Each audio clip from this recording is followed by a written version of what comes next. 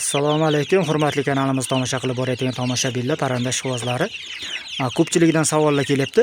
Nima sababdan bizning jo'jalarimiz bir-birini cho'qilib yeb qo'yapti? Hozir men sizlarga sabablarini aytib o'tmoqchiman.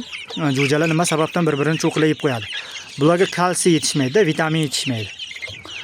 Vitamin deganda bu yemiga kelamiz. Birinchi ochib yemi qanday bo'lish kerak desalaring agar Qirg'izistonda ichida bo'lsalaring agar J1 degan yem bor, J2 degan yem bor, J2 degan, J3 degan yemlar bor. Shularni ara-arada berib turish kerak-da jo'jalar yoshligida. Shunda boya vitamin yetishsa, jo'jalarimiz bir-birini cho'qilib tashlamaydi. J2 ga keladigan bo'lsak, mana bunda qanday yemlar, mana qaranglar. Semichkani maydasi bor, makka bor, makkani mayda, har xil vitaminli yemlarda 14 xil, 15 xil qo'shilayotgan yemlar bo'ladi. Boyaga ichida suyak uni ham bor, baliq uni ham bor, har xil vitaminlar. Keyinsiga hozir men dabavka berayotganim bu. Mana tuxumni qaynatib beraverasizlar. Misol uchun 50 ta 60 ta jo'ja bo'layotgan bo'lsa, bir kunga 3 mahal bersalaring bo'ladi. 3 tadan, 4 tadan qilib hozir men bularga pashta bir haftadan beri tuxum bergan yo'q edim. Hozir bu yerda 8 ta tuxumni maydaladim. Keyinsiga mana suviga chiktonik degan vitamindan qo'shaman. Hozir mana qog'ozi uchib qopti. Chiktonik degan vitamin bor, gamatonik degan vitaminlar bor. 1 litr suvga 1 gramdan qo'shib beriladi. Hozir men bachoga meniki 10 litrlik, shunga 10 litrga aralashtirmoqchiman. Hozir buni bachokka solaman-da, bachogini hozir men sizlarga ko'rsataman. Paqirda toza suv bor. Toza suvni mana yerda nimaga bo'shatamiz mana. Bochkamiz 10 litr. Shunday qilib qo'yganmiz. Bu yerdan keyin jo'jalarga tushaveradi, jo'jalar ichaveradi. Mana bu shilanglari menday bo'lib sarg'ayib qoladi. Sarg'ayib qolgan shilanglarni bir oyda bir yuvib tashlalaring bo'ladi, tozalab. Boyaga vitaminlik suvlar sariq uchun mana shundaqangi svet bo'lib qoladi. Hozir mana ichida pashta 3 litrga yaqin suv bor. Men hozir mayonez idishiga 800 gram suvni hozir to'la qilib mana shunga hozir dabavka qilmoqchiman hozir. Shunda 1 litr suvga 1 gramdan qo'shiladi. Hozir shprisimiz 4 gramlik, hozir 4 gram vitamini bor. Hozir rangi sirazi o'zgaradi, qaranglar. Iloji boricha 1 litr suvga 1 gramdan sal oshirib bersalaring bo'ladi. Undan oshiqcha qo'shmanglar. Buni ziyoni uncha yo'q. Endi baribir ko'p qo'shib tashlaganga bo'lmaydi. Iloji boricha o'lchab berganga yetmaydi. Hozir mana shu ko'rinishda bo'ladi. Mana suvi. Men endi bu suvni hozir bu yerda 4 gramda, 4 gramni olib qildim. Hozir 4 litr suvga rashot qilib. Biz endi hozir mana suvni bu yoqqa solamiz hozir mana. Qaranglar mana. Hozir mana bachoyda ichidagi suvlar sarg'ayadi hozir. Ana. Bachoyda ichidagi suv ham sarg'aydi.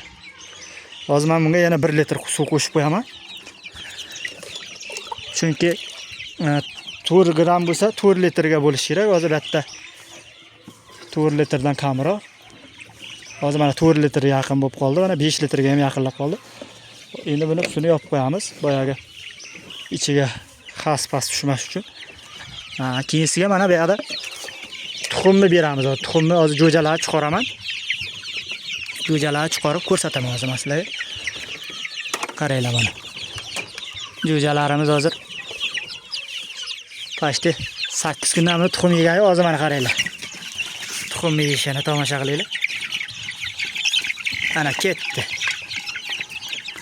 Bu yerda hozir pashta 4 xil, 5 xilga yaqin jo'jalarimiz bor.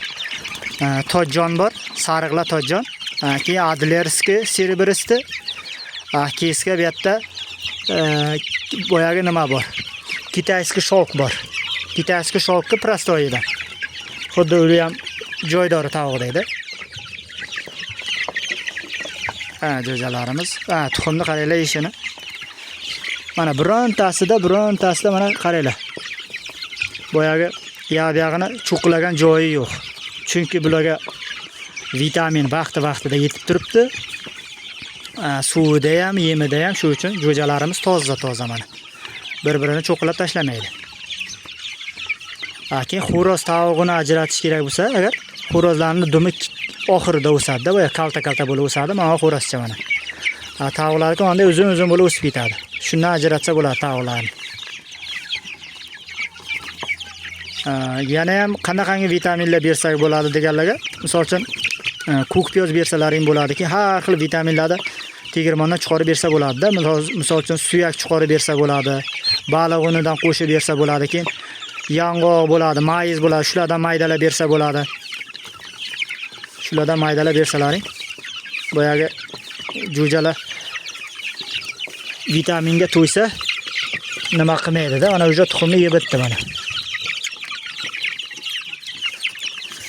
Keyin tuxumni maydalab yemiga aralashtirib bersa bo'ladi. Hozir mana yemi turibdi, yana yemini hech qaysi yemaydi. Tuxumni qachon olib tashlayman, yo yeb bo'ladi, keyin yeyishni boshlaydi.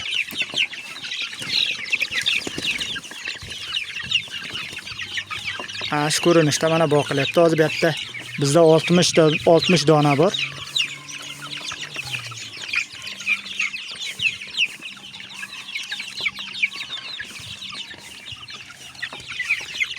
Mana tojjon. Oyoqlari ham qalin. Bu tojjon mana. Bu mana poldakan. Yoqda sariqlab ekan, xo'roz chiqqan. Tojjonlarimiz ana shu. Tojjon, yoqdan ikkita tojjon. Xo'rozligi boyagi dumi kaltaligidan bilinadi. Tavog'i dumi uzun bo'ladi. Mana ular tavuq. Bu mana adileriga keladigan bo'lsa agar, hozir xo'rozlar adiler bo'lgani uchun, tavuqlar oq bo'lgani uchun chala adilerlar ham bo'lib ketgan mana bo'lib. Bular endi o'zimga olib qolgandim. Toza adilerni boyagi to'ka dumida pitnosi bo'ladi, keyin bo'ynida kamini, qanotida kamini. Agar badanlariga chiqib ketadigan bo'lsa, qarasa u toza bo'lmaydi-da.